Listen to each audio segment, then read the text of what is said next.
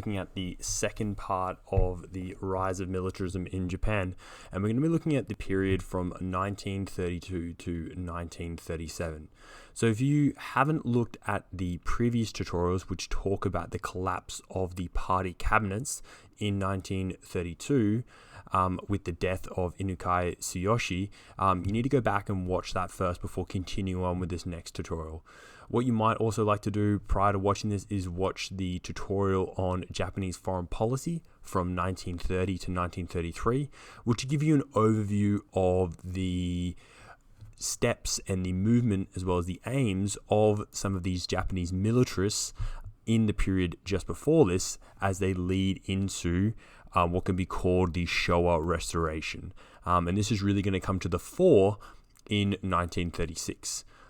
So as always, okay, you can see here a bit of a timeline of different images, which is going to give us a sense of the period. We start with the Saito cabinet. We were introduced to them after the death of Inukai Tsuyoshi. It goes into the hands of Admiral Saito Makoto. Then we have, the meeting between Hirohito and Puyi, who gets installed as the puppet emperor of Manchukuo, this Japanese puppet state in northern China. And then we have these three men in the middle, Araki, Nagata, and Tojo. Tojo will be important in our next topic on the conflict in the Pacific, but these men start to diverge in their interests, and we get the establishment of two different factions in the military, which is going to become a core part of this 1930s. And then we finally culminate in 1936, with the death of Saito Makoto, this previous prime minister, and at the time he's the privy seal to the emperor, and he is going to be killed in a coup d'etat, which is trying to restore power to the emperor. And this then finally culminates in the larger invasion of China in 1937. So we'll look at how we get there. Same as our previous tutorial, our inquiry question, the big question we're going to focus on in these two tutorials is how did militarism develop? How do we get moving from a limited democracy during the Taisho? How do we then get, after the collapse of the party cabinets in 1932, how do we get this move, and what are the key drivers of militarism in the Showa period? Here's an outline of the timeline. I'd recommend you come back to this as we go maybe throughout this tutorial. As I said, this will kind of overlap with some of the previous tutorials. So if you haven't watched those, make sure you go back and watch them first. So we should know from the previous tutorial that Japan has bombed the Manchurian Railway in 1931, and this leads to conflict with China. So we have the Shanghai incident between 28th of January to the 3rd of March, and this is finally culminated in the Treaty of Tengu, which stabilizes relationships between the two. And due to the bombing of the Manchurian Railway, the League of Nations is dispatched, and they form what is known as the Lytton Commission, and they find that the Japanese control over Manchuria is condemned, and they recognize that that this is not a legitimate state, and that Manchuria should be returned to Chinese control. And as a result, Japan is going to leave the League of Nations. And so the period that we get from 1934 to 1937 is going to be marked by increasingly moves towards more militarism. They had already shown themselves to be successful in Manchuria. And so we're going to see further calls for this further expansionism, and how Japan is going to do that, what path Japan is going to take with expansion and with militarism, is going to be divided by two different groups. One of them is the Kodaha, and the other one is the Tosaha. So we're going to be talking about those in a moment, but this period, as you can see in November of 1934, is marked by repeated kind of conflict between these two groups, culminating in a coup in 1936. And this coup is called the February Incident. You can see at the top there, and it's going to lead to the assassination of the keeper of the Privy Seal, who is one of the closest advisors to the emperor, Saito Makoto. We talked about him in 1932. He takes control of the democracy as prime minister in 1932 after the assassination of the previous prime minister, Inukai Tsuyoshi, and the other former prime minister of Takahashi Korakoro. He is really instrumental in helping to solve the issues of the Great Depression in Japan. And then we get another series of different cabinets. Okay, we have Hirota,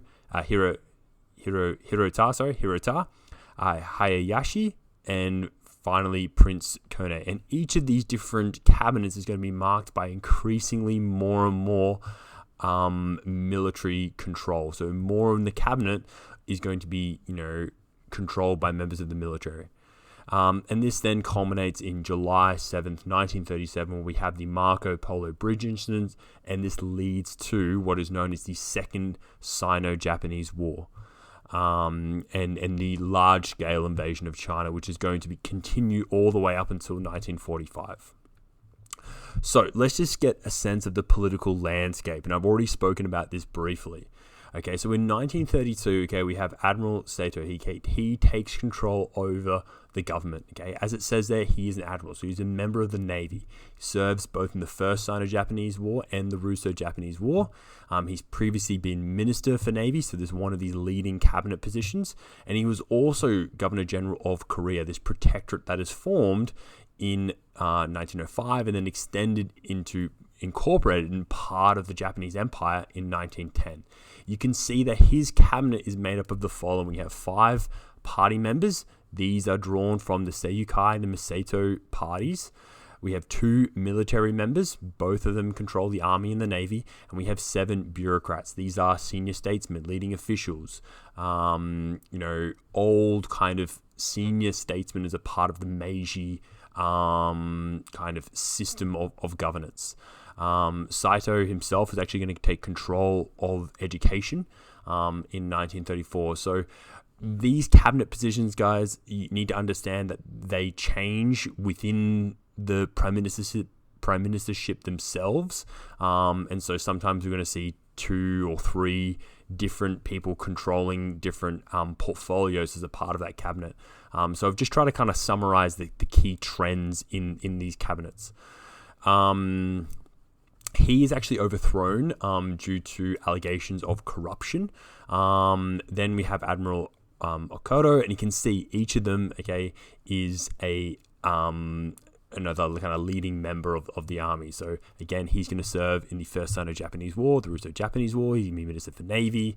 We see again 4 party members, 2 military and 8 bureaucrats. So the bureaucrats is kind of increased. Then we have Hirota. He is actually not a member of the military. He is a diplomat. He was previously the Minister for Foreign Affairs. He has 4 party members, 2 military and 8 bureaucrats, the same as Okoro. General Hayashi, who is a member of the army. So a general is from the army, an admiral is from the navy. He was the commander-in-chief of the Japanese Korean Army. He actually sent troops to support the Kuomintang Army in Manchuria during the 1931 Manchurian incident. So he is definitely pro-expansionism and is in support of what the Kuomintang Army is doing in Manchuria. You can see that he only has 1 party member. So now we see a real decline of party influence, these people who are committed to democratic ideals. He has 3 military cabinet positions, who control the army, the navy, and education, and 10 bureaucrats. And then this finally culminates this period with Prince Kone. He's a member of the House of Peers, so a bureaucrat. He has 2 party members, 3 military, and 9 bureaucrats. And you can see some of the key features of these kind of periods. So Admiral Saito and Admiral Okoro, they're quite moderate. They are, caught in this kind of power struggle between these 2 military factions, the Tosei and the Kodohai. And this results in the kind of supremacy of the Tosei by 1936, and paved the way for a more military control over the government. And so in 1936 and 1937, we see growing militarism and kind of concessions to the army until we get to the control or the prime ministership of Prince Kone, and he is really unable to control the military. He tries to put in measures to limit their kind of expansionist ideals and visions, but he is unable to do that. And so as we go, and as these cabinets are going to be controlled by more and more bureaucrats, more and more party military members, and the party members are going to decline, we're going to see a shift towards militarism.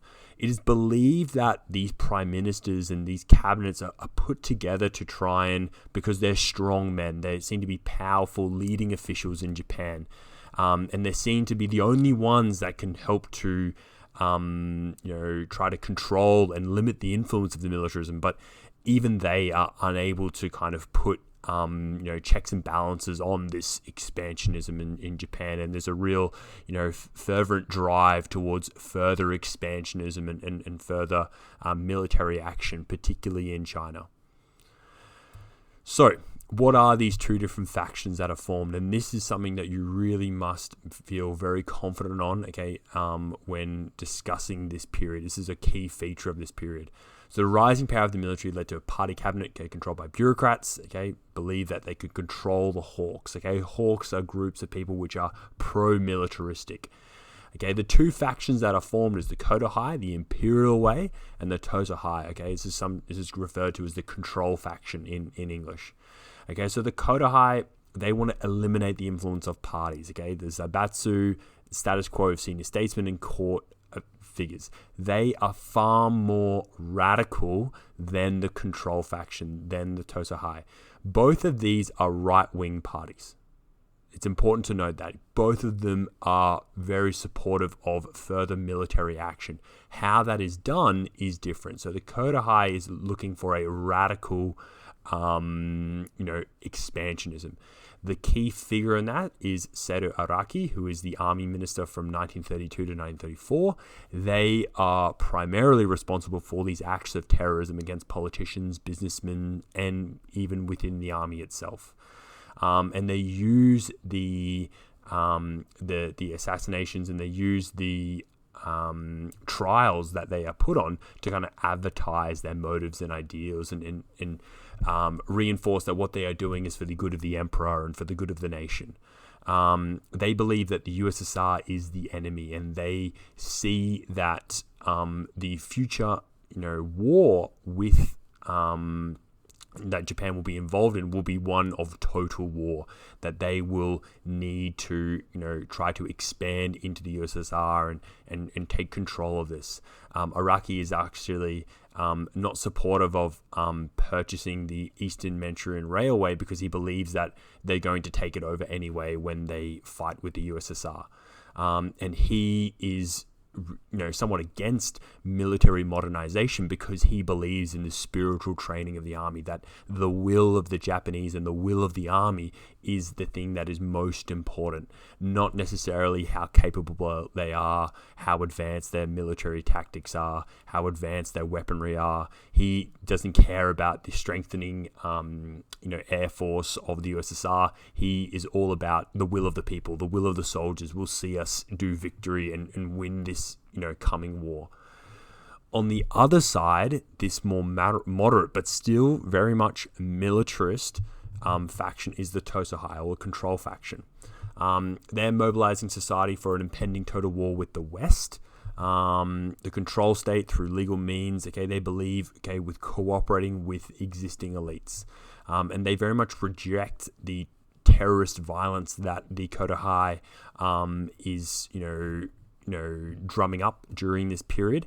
And they challenge military discipline and hierarchy. The key figures in this faction are Hideki Tojo and Tetsuzan Nagata, who is going to be killed in a bloody assassination in 1935.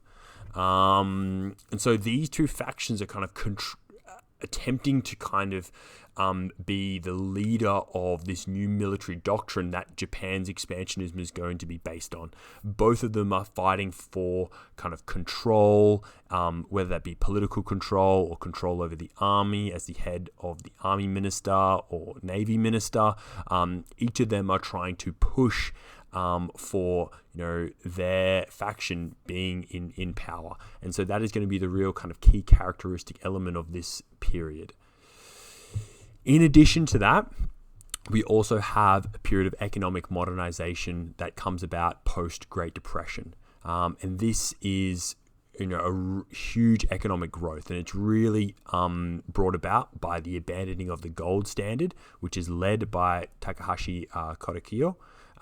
He allowed the yen to depreciate. So in 1932, $1 was buying 2 yen. And then by 1932, $1 was buying 5 yen. You might be wondering, okay, why would a country want their currency to be weaker? This allows for other nations to buy their goods at very, very cheap prices. And so it helps the Japanese economy because it's going to make their exports more attractive. US people can buy more goods in Japan because their dollar is going further. I can only buy 2 yen worth of goods in 1931. In 1932, a US person can buy 5 yen worth of goods. So they can buy more for their money. And so that is exactly what they're going to do. And that is why we're going to see the volume of exports nearly doubling from 1930 to 1936. In particular is things like cotton, which are going to be a chief principal export of Japan in the period. Another key member of this, is the fiscal policies, so deficit spending to finance the expanded empire. Takahashi believes in really spending money, borrowing money in order to spend it on an industry. So heavy chemical industries, armaments, and construction progress, in particular in Manchuria, which have just taken over in 1931, and in Korea. He really is fervently against, further spending on the military, which, as we know in previous tutorials, is only going to make the militarists fight harder for control. He believes that warships do not produce any other goods, which is exactly right, they don't. And so the army is going to get very increasingly frustrated with the budgets of Takahashi, hence leading to his assassination in 1935. We see this as well, after World War I, as in addition. So industrial output is going to rise from 1931 to 1934 by about 82%, and the economy is going to grow between 1930 and 1936 by 50%. So the depression and the impacts of the depression in Japan are fairly short-lived. And this leads to this argument that the Great Depression didn't have much of an impact on Japan. And it's important to note that the Great Depression, I would argue that the principal impact of the Great Depression is this feeling of a crisis, is more so the feelings that we must do something in order to secure Japan's future, as opposed to the statistical economic impacts, things like unemployment or the decreasing industrial output, things like that. It is the feeling of this crisis state which is the greatest impact of the Great Depression, not necessarily the economy. Because as we see, the economy is going to recover relatively quickly in 1931 and 1932. So economic developments, took place under worsening relationships with the West. Foreign competitors really condemn these very cheap Japanese exports and the depreciation, the weakening of the Japanese currency, and so they're going to establish tariffs. These are taxes on Japan exports, which is only going to lead to this kind of idea that the West is seeking to challenge Japanese growing power. We need to take things into our own hands in order to try to expand and secure our own future. It also, comes under the, in the same period as we have the West's moral condemnation for Japanese actions in Manchuria. And there's also a Chinese boycott of Japanese goods for what happens in Manchuria as well. So this time of emergency, okay, really serves to justify the expanded state involvement in the economy, and that is what we're going to see in the period as well. So we're going to see, as a part of that kind of move towards more kind of government control over the economy, we're going to see the Industrial Rationalization Bureau being established in 1930.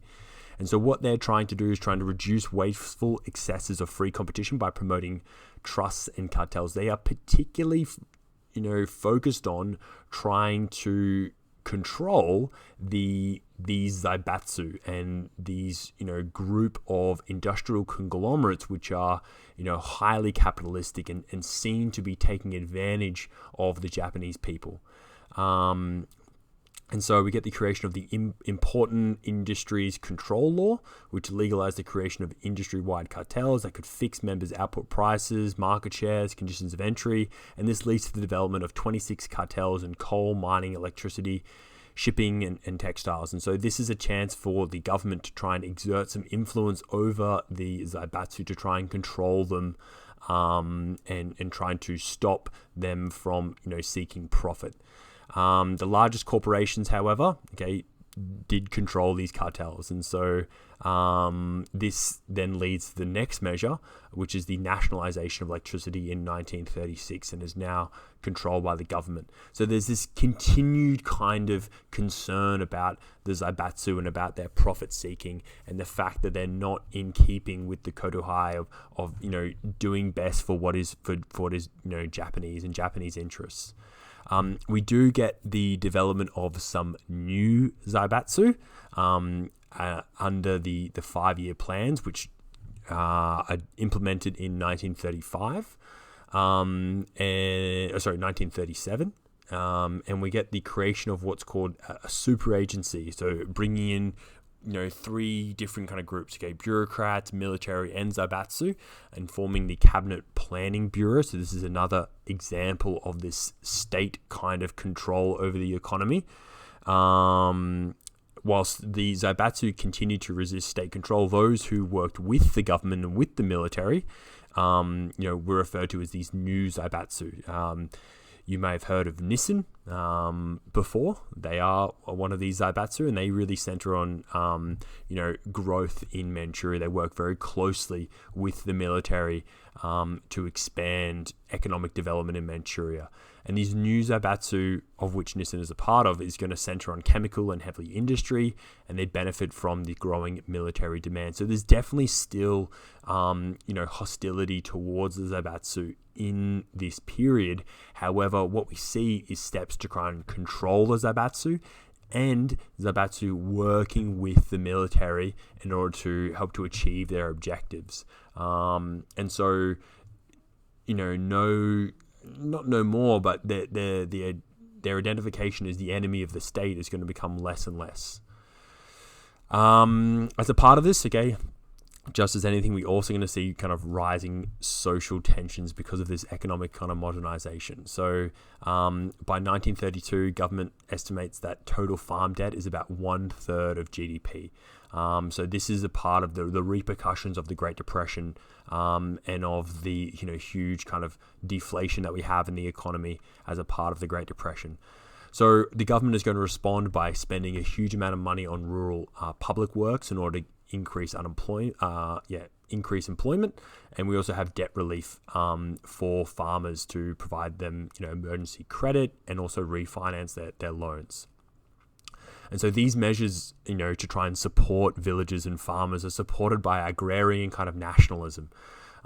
This agrarian nationalism, which, has been, developed through the 1920s as well, believed in kind of harmonious, united villages, was the core to kotohai, to the essence of the Japanese people.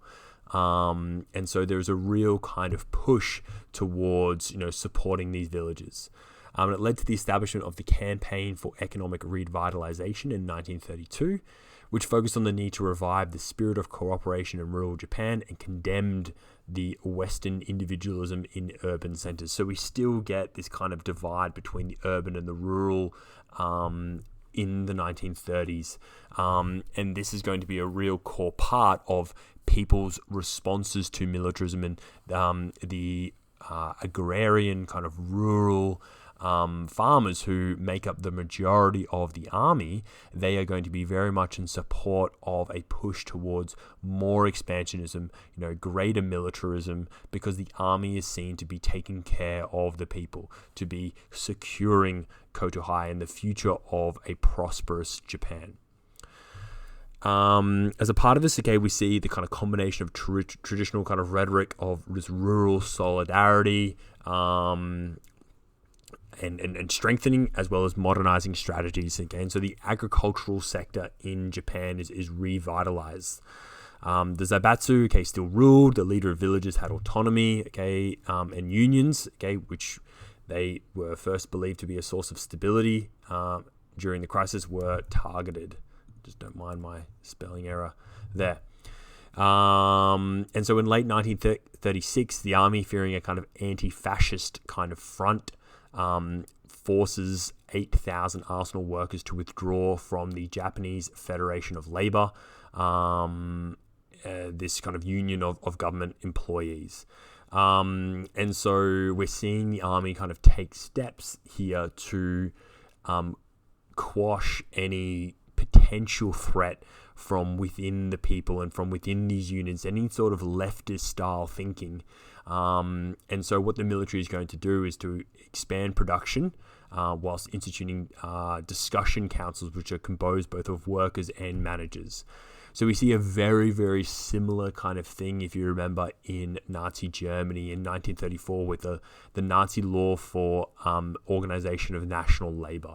And so we see the same kind of thing with Japan and Germany, with this push towards a classless national community, and through these kind of mythic villages of what represents the spirit of Japan in Kotohai, and in Germany with Volkermannschaft. So these two kind of fascist states are going to have a lot of kind of similarities in this period as well, especially when it comes to trying to control the people and any kind of leftist thinking that may be developed within the agrarian sector.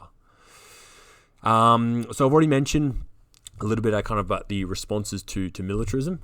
So the expanded government control in the economy, led to a much tighter control over political life. We see in 1935 the election purification campaign, which is led by the Home Ministry, which sought to eliminate official corruption as bureaucratic favoritism for a party's candidate, and party corruption such as vote buying. So this is really targeting these political parties which are seen to be corrupt, seen to be taking bribes from the Zaibatsu, and seen to be not in keeping with the interests of Kotohai.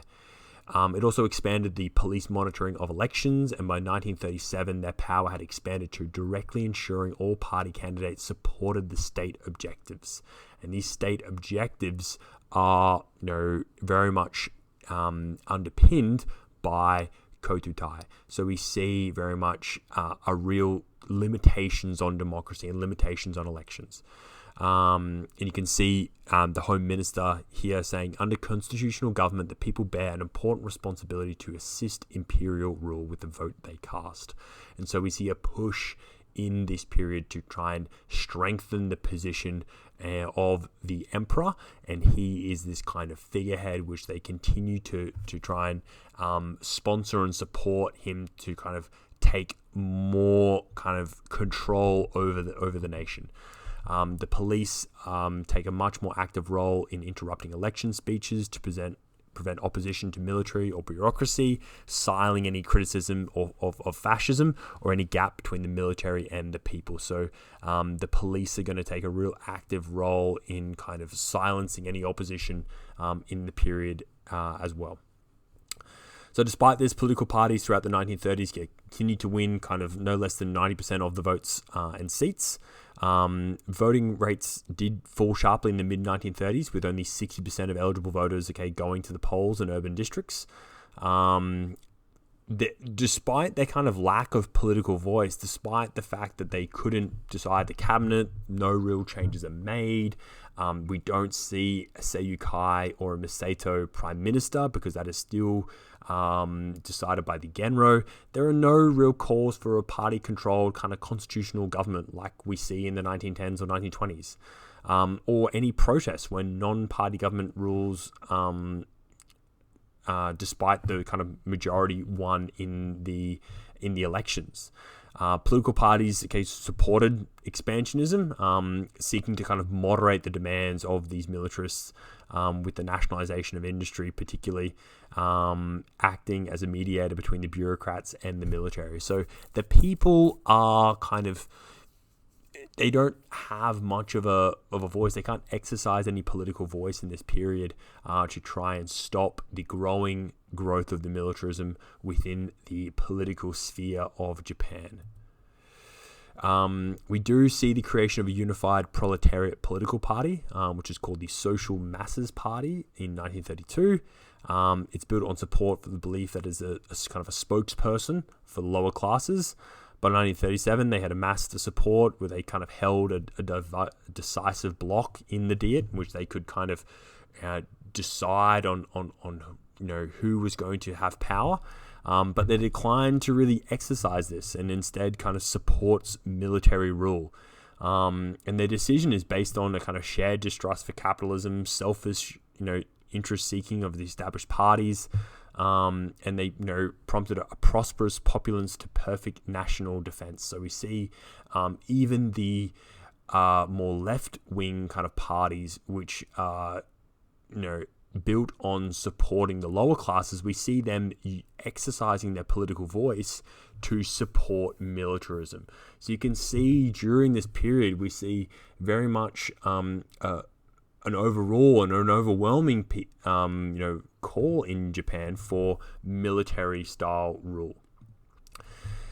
This then leads to, in 1936, a real kind of watershed moment on February 26, 1936. So these two competing factions, the Kodohai and the Tosohai, had competed for control and further power throughout the period.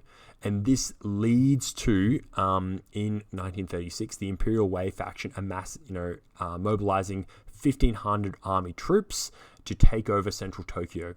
The hit squads of Araki targeted opponents in military and high court advisors. They demanded that the Genro to appoint sympathetic prime minister and a new cabinet, and they had these vague plans for a Showa restoration. And their aims are to honor the emperor, to defend the empire, and improve life for commoners. You can see, the officials that support him. People are urging the emperor to accede to the rebels' demands and disband the cabinet, issuing a statement in his own name, declaring their motives pure. So they do this in the name of the emperor, but the emperor by no means supports the views of this faction. The aftermath of this event is the following. So they are successful in killing the Lord Keeper of the Privy Seal, Saito Makoto, who was the previous Prime Minister of Japan. They invade his bedroom, they shove aside his wife. You can see her pictured here. She is bayoneted, but she luckily survives. And she tries to shield him with her body, but he is gunned down with a light machine gun. The former Prime Minister, Takahashi Korekiyo, who is a finance minister that had saved Japan from the Great Depression, who had believed that the budget on the military should be reduced, is also killed. They stabbed him to death in his sleep. They fail to kill the Prime Minister. They do kill his brother-in-law, who looks very, very similar to him. So we see Okada pictured on the left here. His brother-in-law is on the right. So they kill the brother-in-law, believing it to be Okada. And they also fail in killing the present Grand Chamberlain, who has a close relationship with the Emperor, who they believe is kind of swaying the the Emperor and telling him to do things which are not in the good of the people. Suzuki Kantaro. They burst into his bedroom, shot him 4 times. They left after his wife Taka, convinced that she would finish killing him herself, but she did not. And so he survives. And most importantly, the aftermath of this is a complete purging of the Imperial Way faction. And you can see here, this is a source from Hojo, who is Hirohito's chief aide. And you can, read this here, but you can see that Hirohito's reaction is that how can we not condemn even the spirit of these criminally brutal officers who killed my aged subjects, who were my hands and feet? They are attacking me, Hirohito believes. So even though they think that they are doing this in Hirohito's name, and that they believe that they're doing this for the good of the people, Hirohito says this is a criminal offense. And he believes that to kill the old subjects whom I trusted is most akin to gently strangling me with floss silk. So they believe that they are trying to attack the Emperor. And so he really demands that a very harsh penalty for these people, and that he would personally lead the Imperial Guard Division to subdue them. After this, on the next day, actually, Hojo recalls that the rebel leaders who are still holding out are asking for an imperial representative to come and talk to them, but Hirohito is not willing to send any representatives, and he says, if they wish to commit suicide, let them do so. Let them do as they please. It is out of the question to dispatch an imperial agent to such men. He doesn't even believe that it is worth having some sort of representative hear their side and hear their views. He said, they should just be killed. So that is the kind of aftermath, and we see Hirohito's, real kind of strong reaction to this, alleged coup. So 19 of the leaders of the conspiracy, including a man that we had looked at before, Kiraiki, were convicted by a secret military tribunal and then executed. It is a failure in that the Tosa High, the Imperial Way faction, is unsuccessful, but the army itself is going to emerge stronger than ever. The army leaders are purged, and the ranks of the assassination-minded kind of radicals, this Imperial Way faction, are cleansed from the military. But the control faction is now going to have, sole kind of power over the new, military kind of controlled government in Tokyo. So civilians, bureaucrats were terrified and so welcomed much more of a disciplined military. They are going to welcome more and more kind of military style control in order to stop these attacks against government officials and disruptions to daily life.